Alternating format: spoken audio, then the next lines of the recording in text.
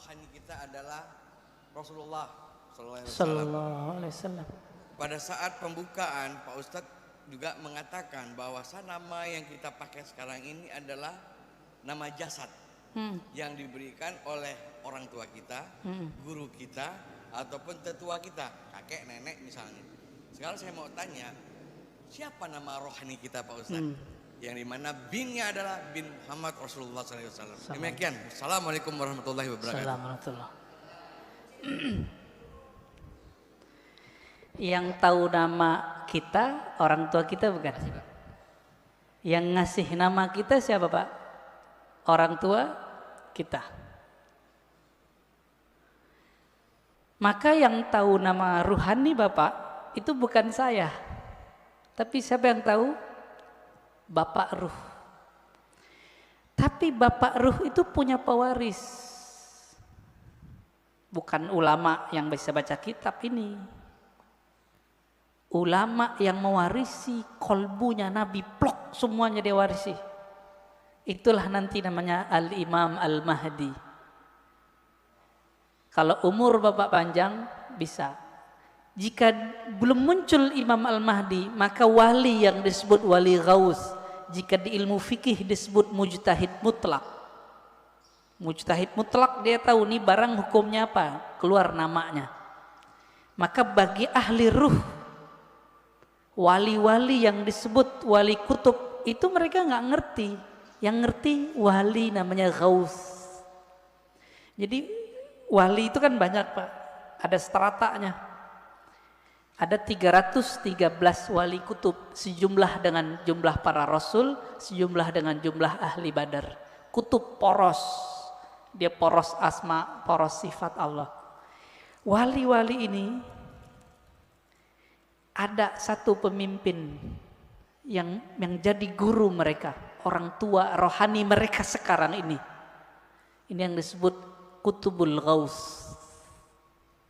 Dan itu cuma satu di dunia dan pasti keturunan Rasulullah. Sayangnya mastur, tersembunyi, nggak boleh muncul Pak. Bapak pengen tahu nama ruhnya? Harus punya koneksi sama Al-Ghaus ini. Gitu. Kalau mau nanti satu saat kumpulkan namanya semua, nanti saya kirim ke beliau. Ya, biar dikasih namanya oleh beliau. Kapan ketemunya? Wallahu a'lam. Insya Allah ketemu. Insya Allah ketemu. Para perindu Rasulullah pasti bertemu beliau. Bapak kalau mau silakan. Nanti kumpulkan namanya, nanti beliau kasih nama. Dikasih nama Pak, dengan nama itu Bapak nanti dipanggil oleh malaikat mungkar nakir ntar. Nama dari ayah rohani yang disimpan oleh kalbu beliau. Kira-kira begitu. Waduh, ini udah berbicara jauh kita nih Pak ya. Ya, tafadhal. Boleh terakhir dari Pak Haji Adang untuk pertanyaan. Assalamualaikum warahmatullahi wabarakatuh. Assalamualaikum warahmatullahi wabarakatuh. Mohon dijelaskan perbedaan antara saudara kandung dan saudara satu ruh. Karena terkadang walaupun kita saudara satu kandung, saudara kandung dan saudara ruh. Karena yang terjadi di dunia ini, sungguh pun kita saudara satu kandung, tapi mungkin jarang ketemu, banyak perbedaannya. Berbeda walaupun tidak satu kandung, kita sering ketemu dan banyak persamaannya. Kemudian mohon dijelaskan juga perbedaan pendengaran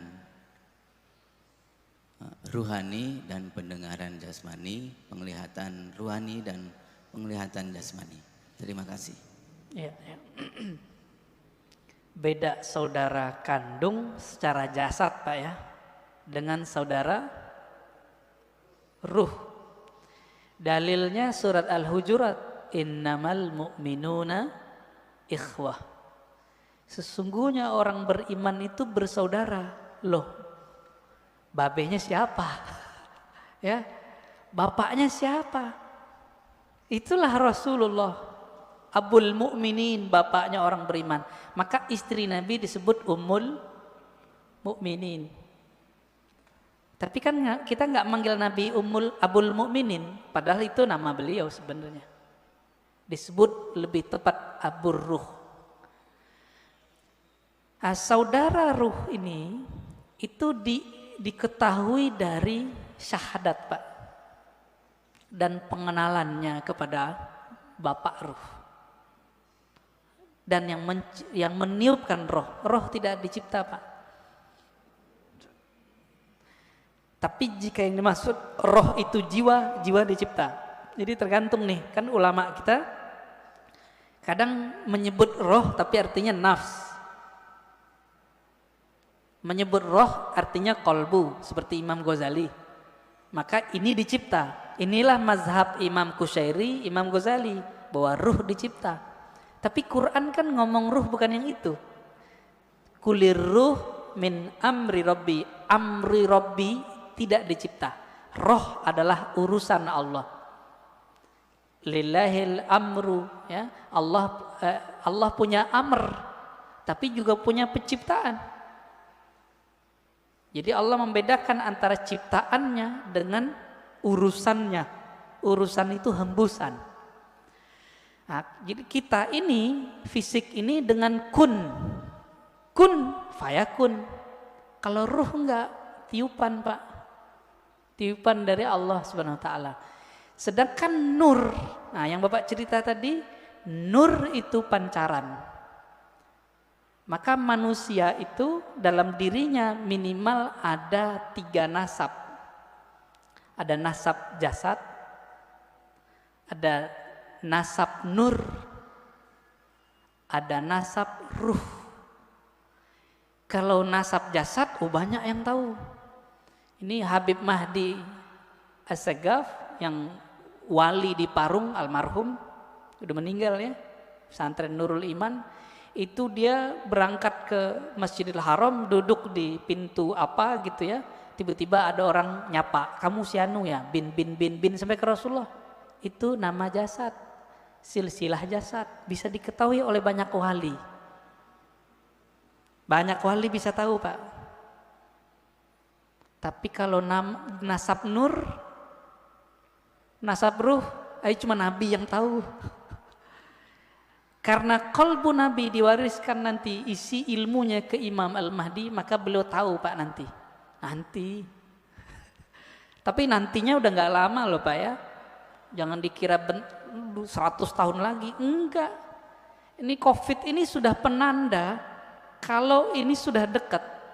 Negara udah banyak yang kolab, Pak, sekarang. Bener gak? Biasanya virus itu ya nggak nyampe setahun hilang. Udah setahun 2 tahun hilang. Kalau ada wali yang doa. Kan wali nggak mau doa, Pak. Jadi wali-wali nggak berani doa, ya Allah angkatlah virus, nggak berani. Su'ul adab. Allahnya berkehendak ada virus, kita mau virusnya diangkat, sopan nggak? Maka mereka sekarang cuma ridho dengan apa yang ada. Itu wali.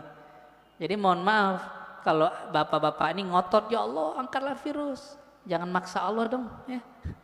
Kalau kita mengerti kehendak Allah, Allah belum berkehendak virus ini berangkat. Apa yang kita katakan? Ya Allah, berikan aku kesabaran. Ridhoi kami. Jika umur kami panjang, panjangkan dalam keselamatan. Jika Engkau ambil dalam syahid. Semoga yang meninggal dalam virus ini dianggap syahid.